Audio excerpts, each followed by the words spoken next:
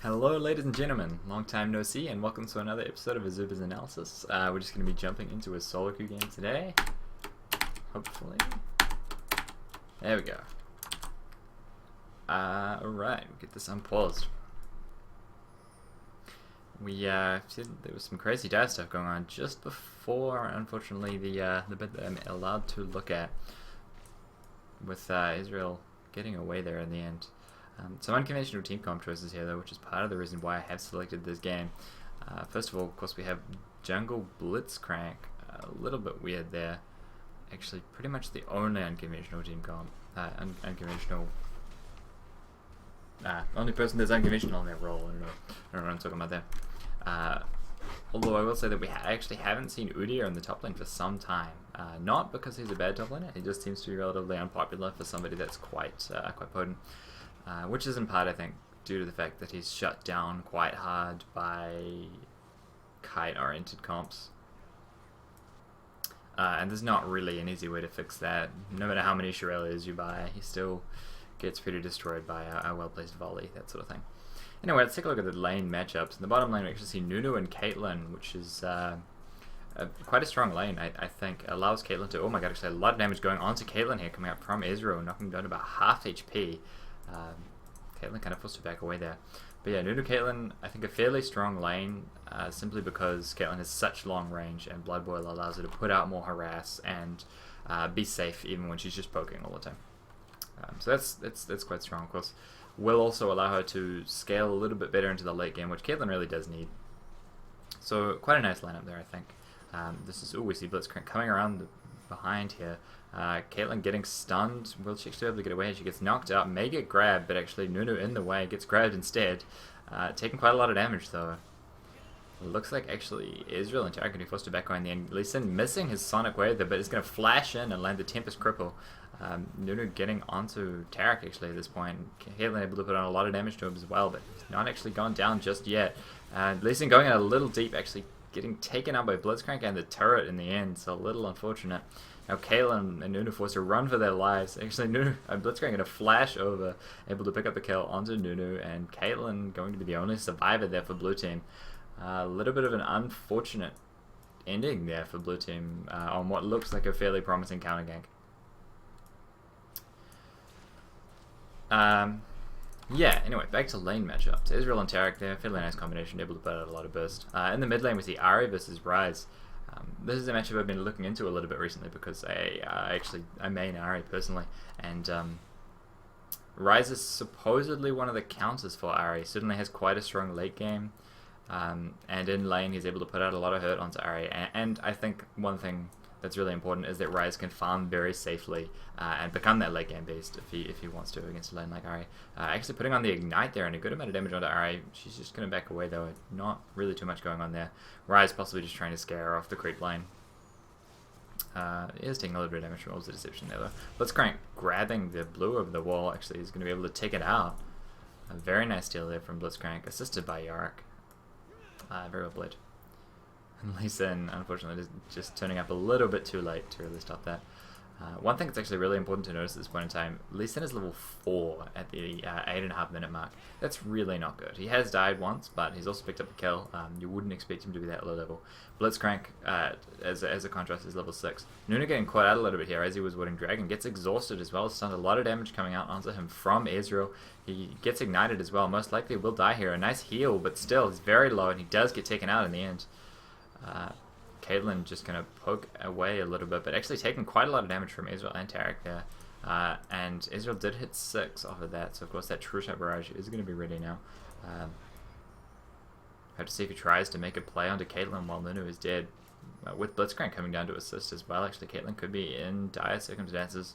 Lee Sin coming down though to try and save her. The grab actually so good there from Blitzcrank, and wow, Caitlyn just gets obliterated. It was such a nice grab, completely anticipating Caitlyn going to net away there. That was amazing. The final lane that we haven't covered yet, Udyr and Yorick, who seem to just be trading away merrily here in top lane, which is about what you'd expect. Both fairly sustained heavy top laners. Ahri getting a little bit out of position here. Blitzcrank going to be able to come in from behind, tries to land the grab, but is not able to thanks to a nice Spirit Rush by Ahri. She's going to get away no problem. Of course, she's not going to be too happy about having to use her ult for that. She does actually go back in with it. putting herself in a very risky position. I believe she still has one ult. No, actually no ult charges left. Blitzcrank just chasing along by himself, putting out a reasonable amount of damage, followed the grab and the knockup. Ryze flashing in, but not actually able to get onto Ari. And it looks as though everybody's just going to leave that fight. A little bit too low to try and make plays on both sides. And of course Nunu and Caitlyn coming out to assist, so Ryze and Blitzcrank a little bit more wary about making those plays. As I was saying though, Udyr and Yorick, very sustain-oriented top laners, both able to just basically farm away in the face of their lane opponent. Yorick, of course, a little bit more harassy, can just spam away those ghouls onto Udyr, but with that turtle shield, honestly, turtle shield, and in particular if you pick up any other sustained items, which Udyr has actually picked up a Philosopher's Stone here, it's really, really hard for Yorick to realistically harass Udyr out of lane. However, we see Blitzcrank come out for a gank here with his double buff. Udyr could potentially be in a bad situation. And the ult immediately onto Blitzcrank actually, wow, Udyr putting out a huge amount of damage onto Yorick and is able to get a 1-for-1 trade there. Of course, Red Team does get the assist, does get a fair bit of extra gold out of that, as well as Blitzcrank being able to push the lane. But nice play by Udyr to pick up that kill there, if a little risky with no vision on the river.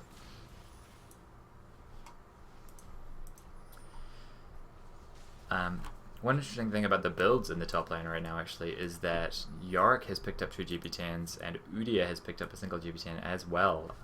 Neither of them, I think, champions that would usually rush GP10s, but definitely not too outrageous a build. Both of them going to try and use that to scale much better into the late game, and of course the sustain and the extra health in lane, very nice from those sorts of stone harder goals. Very solid items all around, and they're really cheap to pick up and can potentially pay for themselves very quickly. Actually, as well, we see Ari has picked up a Cage's Lucky Pick, is going to most likely be building into their Deathfire Grass very early. Since the remake on that, it actually has been a reasonably popular strat in Ari. Blue Team going to pick up this Dragon here. Really, really nice play by them. Red Team actually possibly not able to get in time. Nice charm by Ari, actually putting Blitzcrank in a bad situation, although he does put a lot of damage out from his static field.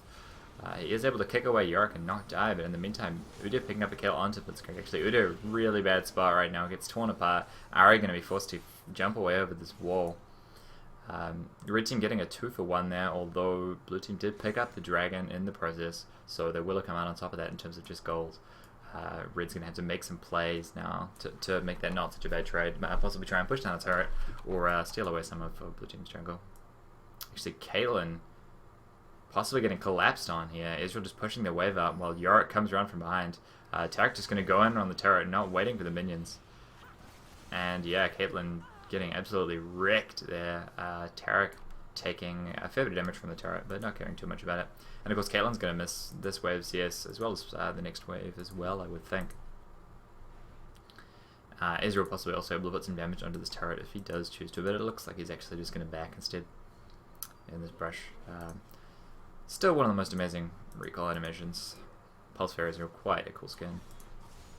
Red Team actually having some pretty amazing skins in this game with Dark Crystal Rise as well. Blue Team not so much. I'm not actually sure that they had any skins. No. So that's clearly why Red Team's in the lead right now. Blitzcrank actually able to grab this blue again. A very, very effective strategy by top solo only on Blitzcrank, although Lee Sin did see it this time. Is going to get straight onto it. Rise coming up to assist, does have double buff right now, so this could be a really good fight for Red Team. And actually, Ari not in position just yet, also doesn't have her ultimate up. Wow, the grab goes up from Blitzcrank onto Lee Sin over 2 walls. He gets actually taken out, goes under the ignite in the end. I think Rise picking up the kill. Udyr taken very, very low. Not actually able to pick up that kill onto Rise, and it looks like Udyr could go down here as well as a result. But actually, no, everyone's just going to back away in the end. Red Team making it out with that blue buff in the end as well. The True Shot Barrage going off onto Nunu at the same time. He's very, very low right now. The Exhaust going off onto Tarek to stop him picking up that kill onto Nunu. Caitlyn in a little bit of a bind as well, but definitely going to be able to back away from that, no problem at all.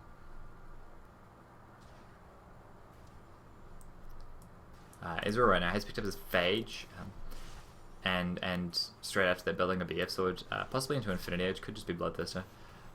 This has been a little bit more of a popular strategy, I want to say recently, but really it's been around for a while.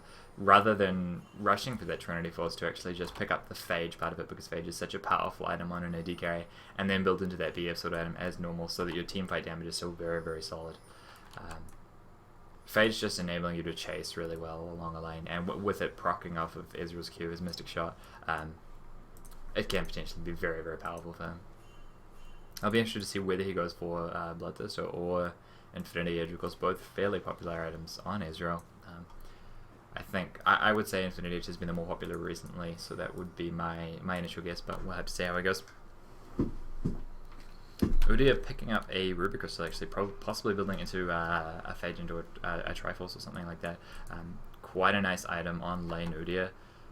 I mean, again, I haven't seen lane Udyr very much recently. It's definitely something I'd like to see more of. I think it's really, really potent, and against teams that can't kite too well, I think it's very, very effective. Wow, the grab going off on Nunu here, and he's going to get taken out by Ezreal. Wow. This bottom lane of Red Team just doing so much work right now, with a lot of assistance from this Blitzcrank, who, again, is just doing amazingly. Picking up his boots of mobility and just roaming all over the map, tearing people apart. And it should be pointed out, has picked up 2 Doran's Blades, and now a Brutalizer, building into AD Blitzcrank in the jungle. More than a little bit unusual, I think. Certainly unusual for a number of reasons. Ezreal does pick up their Bloodthirster in the end.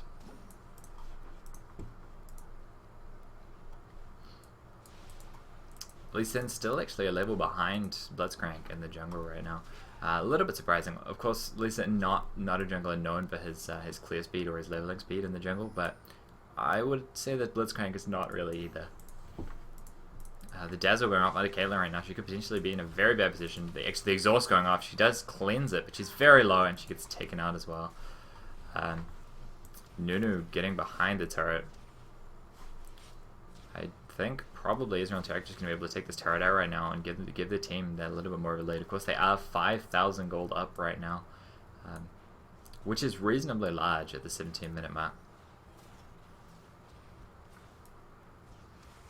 And of course, their late game is no slouch in this game. Yorick, not particularly known for his late game, but Ryze and Ezreal, both very powerful late game champions. In particular, when Ezreal is this strong, his mid and late game are just going to be very, very solid, right up until the enemy team starts hitting 6 items.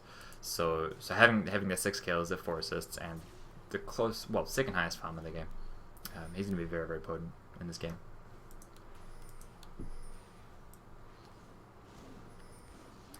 Udyr and Yorick really still just farming away in the top lane right now. Both of them with 2 kills. Yorick with 1 less death. And ooh, the Dazzle going up onto Ari. She's taken really low. The grab not quite landing thanks to a nice flash and Spirit Rush from Ari. But, wow. Blitzcrank's so scary right now. At the same time, actually, Yorick getting taken out in the top lane, it looks like. He manages to flash away, but a nice safeguard from Lee Sin puts him in a position to take him down. Yorick now trying to take him out with the Ghost, but most likely will not be able to. A nice bear stun from Udyr, really just securing that. They're going to dive straight past now. Caitlyn actually flashing away from the Blitzcrank hook. Nunu going to get taken out by Ezreal, who is now 7-0 for it. I don't think they're going to be able to chase on up to Caitlyn here unless she gets a little overconfident. Ezreal, of course, fairly low mana, but Ryze is actually able to get in now, and she's so dead. So very, very dead. Gets Rune Prison knocked out and actually just exploded in half a second there. Red team almost certainly going to push here. Yeah, certainly they get the first turret. They may move on to Dragon now, or they may try and take out this inner turret. Things are going down at Dragon, so it looks like they'll be looping around for that. Just getting the team that much more global goals, that much more ahead of the enemy team. At the same time, Udyr actually able to take out that top lane turret. A little bit surprising, although of course with Yorick dead was not too much work for him. But Udyr rather, really not a champion that's known for his pushing, especially without wriggles. So to be able to take down a turret without his turret losing too much HP is pretty good. Although of course Yorick's pushing not too great either. Ari getting some nice damage off onto Blitzcrank there as he chases. And of course that's one thing that people they seem to forget about Ari, is that if you're chasing her, she can actually put out an awful lot of damage onto you. Foxfire doesn't slow down her mobility at all. Actually the grab over the wall again here from Blitzcrank. He does seem to love that. And it looks like he's going to smite it. No, actually, my apologies. Yorick picking up that blue there. Is in a bit of a bad position now, though, with Nunu at least in there, but the grab not quite landing. Israel putting out an awful lot of damage. Gets the True Shot barrage off as well. Doesn't quite take out Nunu. And they're just going to push down this lane now. That goes to Israel, not quite lasting long enough to help them siege. Charm landing onto Rise, a little bit of damage going off there.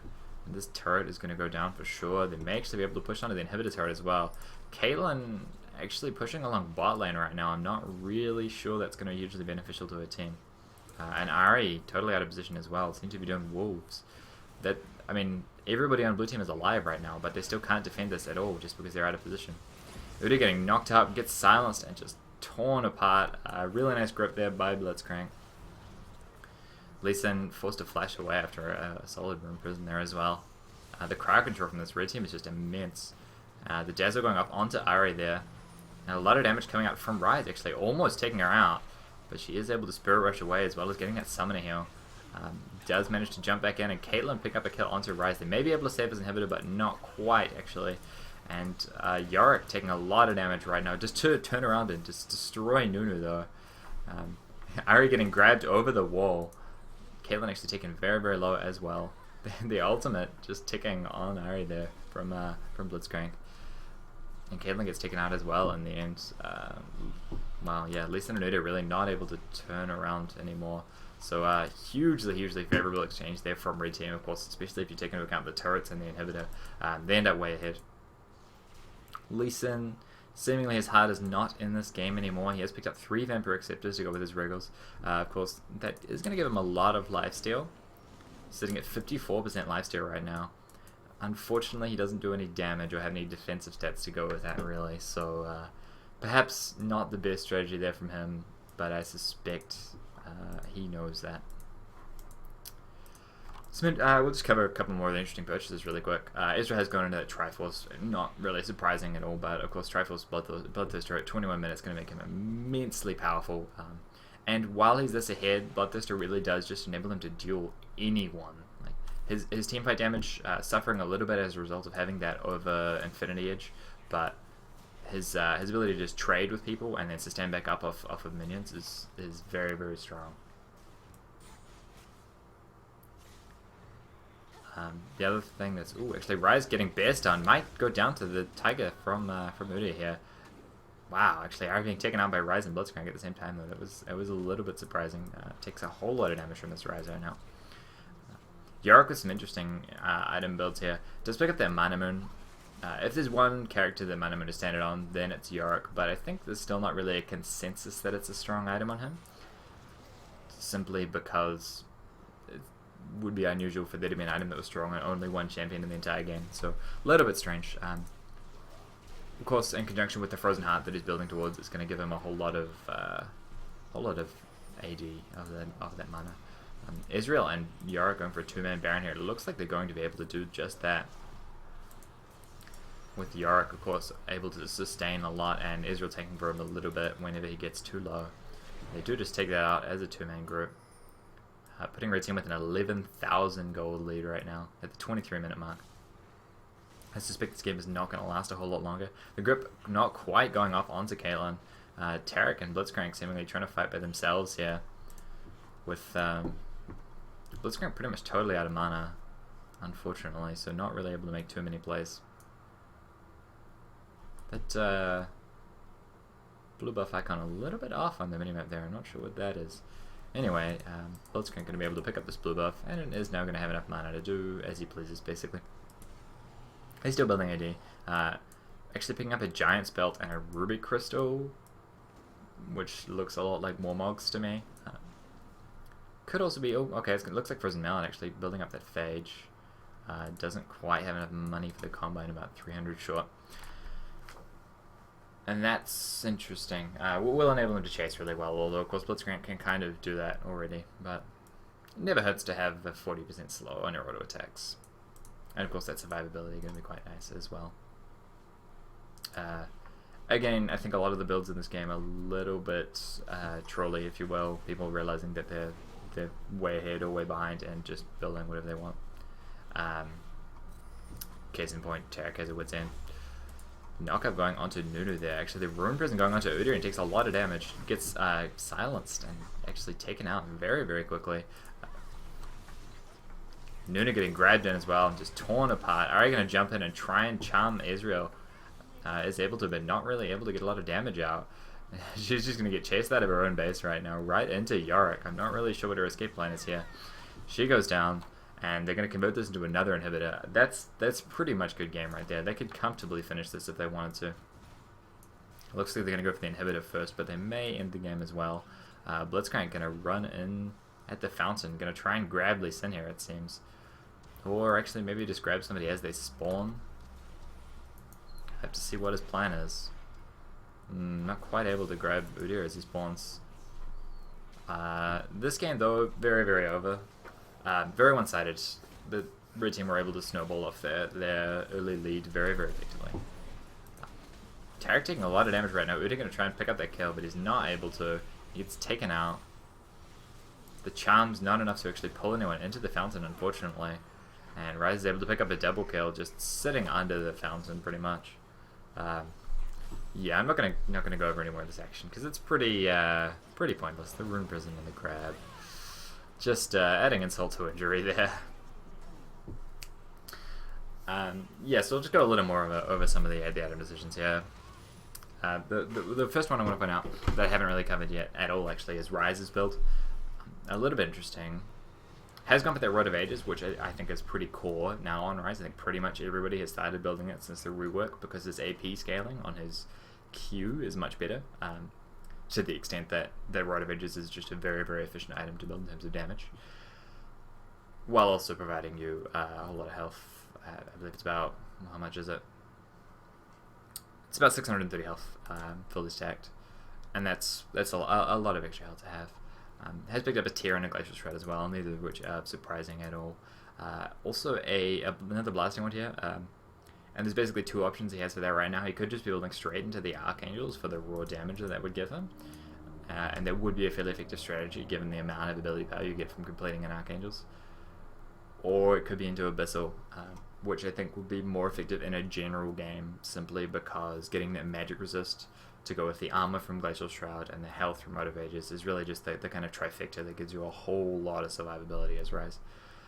And would have also added a little bit of damage to Ezreal's W and all of Yorick's W and E, which are magic damage. Of course, the magic resist reduction on Abyssal, quite a nice aura item.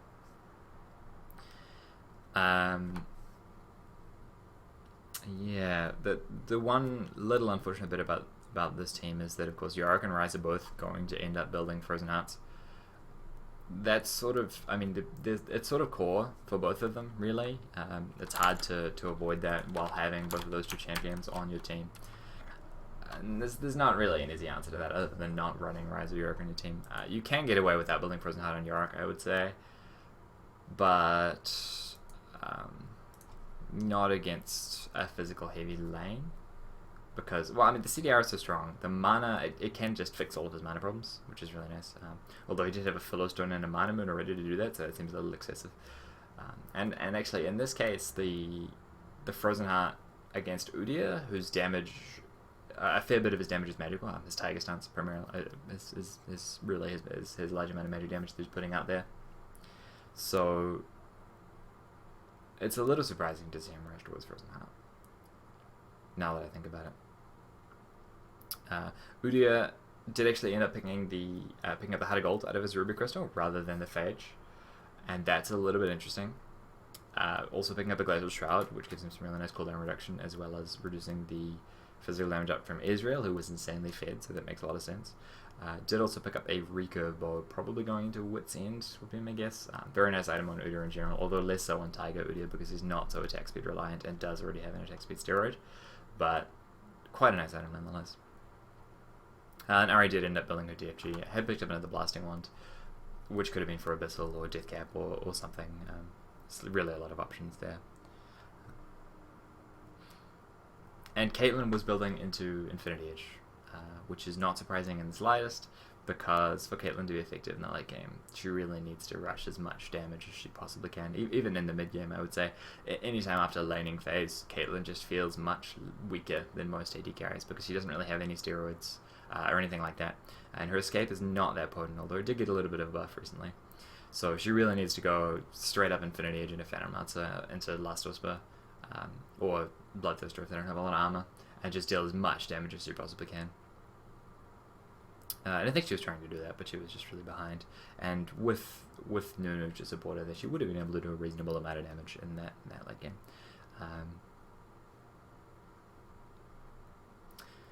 Yeah, okay, I think we're going to end it there. Thank you very much for watching, and please like and subscribe and leave any comments you have below the video. Yeah.